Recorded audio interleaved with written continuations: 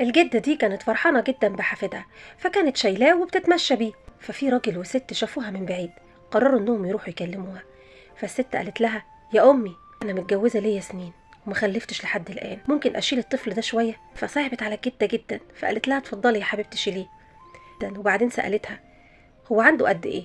فردت الجدة وقالت لها: عنده 4 شهور. فسألتها تاني: يا ترى البيبي ده ولد ولا بنت؟ قالت لها: ولد ولد. بعدين الجدة قالت لها: كفاية يا بنتي كده، هاخده عشان اروحه البيت، هاتيه. فقالت لها: اديكي ايه؟ ده ابني. قالت لها: ابنك؟ ده حفيدي.